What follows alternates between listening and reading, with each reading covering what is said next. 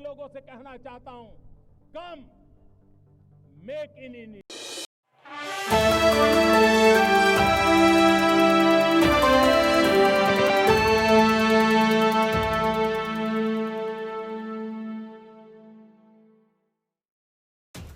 महाराष्ट्र में लोकसभा चुनाव के नतीजे आने के बाद से ही उथल पुथल का दौर जारी है। अब कुछ महीने में ही विधानसभा चुनाव होने वाले हैं, तो उठापटक और तेज हो गई है।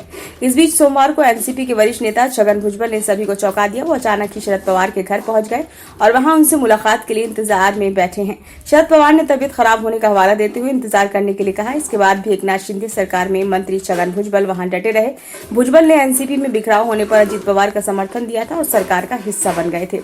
अब तक छगन भुजबल ने ये नहीं बताया है कि जो शरद पवार से मुलाकात के लिए क्यों उनके घर सिल्वर ओक पहुंचे हैं।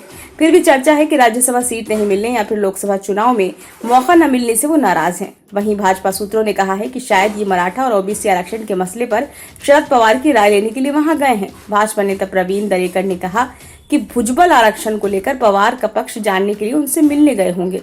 स्वास्थ्य कारणों से पवार ने केवल 2 पूर्व निर्धारित दौरे तय किए थे, लेकिन भुजबल के अचानक पहुंचने के कारण उन्हें 1 घंटे तक इंतजार करना पड़ा। शरद पवार की तबीयत फिलहाल ठीक नहीं है, इसलिए वो फिलहाल आराम भी कर रहे हैं। सोमवार को शरद पवार ने सिर्फ 2 लोगों को मिलने का समय दिया। इनमें से एक बैठक ठाकरे सेना के विधायक मिलिंद नार्वेकर के साथ थी।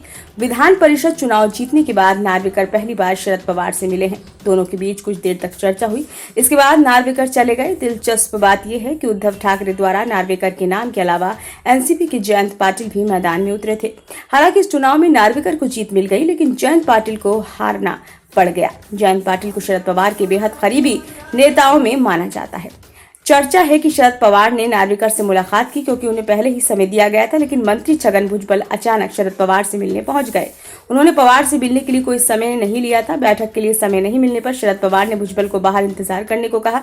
आधे घंटे से ज्यादा समय के बाद भी भुजबल की शरद पवार से मुलाकात नहीं हुई। भुजबल ने स्टैंड ले लिया है कि वो शरद पवार से मिले बिना नहीं लौटेंगे, इसलिए वो सिल्वर ओक में रुक गए हैं।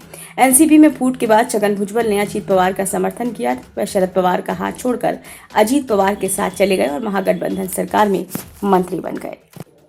ब्यूरो रिपोर्ट, नई दिल्ली।